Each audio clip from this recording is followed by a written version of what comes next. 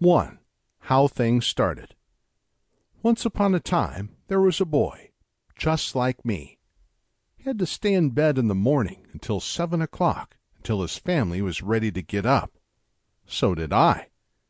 As he was always awake long before this time, he used to lie there and think about all sorts of curious things. So did I. One thing he used to wonder was this: what would the world be like if there were no fathers and mothers, no uncles or aunts, no cousins or other children to play with, no people at all except himself and the whole world? Perhaps you have wondered the same thing. So did I. At last he used to get so lonely just from thinking how dreadful such a world would be, that he could stand it no longer and would run to his parents' room and jump into bed by their side just to get this terrible thought out of his mind. So did I, for I was the boy. Well, there was a time long, long, long ago when there were no men or women or children, no people of any kind in the whole world. Of course, there were no houses, for there was no one to build them or to live in them. No towns or cities, nothing that people make. There were just animals, mastodons and dinosaurs, birds and butterflies, frogs and snakes, turtles and fish. Can you think of such a world as that? Then, long, long, long before that, there was a time when there were no people and no animals of any sort in the whole world. There were just growing plants. Can you think of such a world as that? Then long, long, long, long, long, long before that, there was a time when there were no people, no animals, no plants, in the whole world. There was just bare rock and water everywhere. Can you think of such a world as that?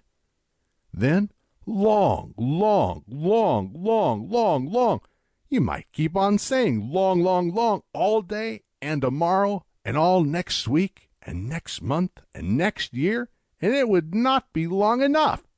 Before this, there was a time when there was no world at all. No world at all. Only the stars and God who made the stars.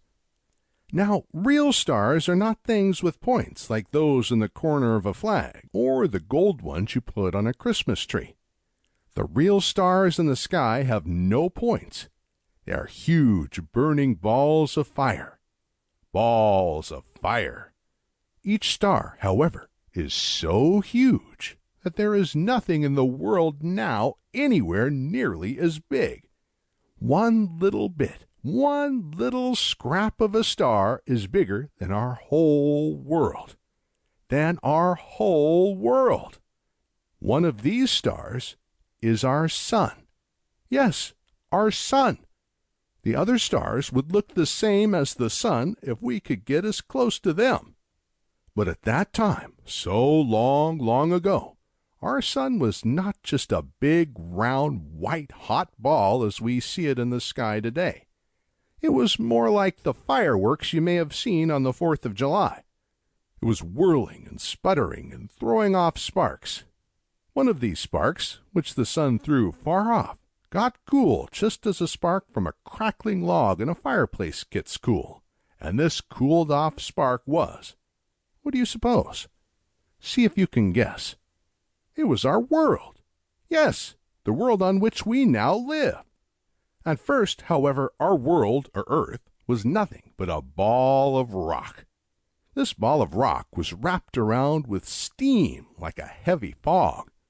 Then the steam turned to rain, and it rained on the world, until it had filled up the hollows and made enormously big puddles. These puddles were the oceans. The dry places were bare rock.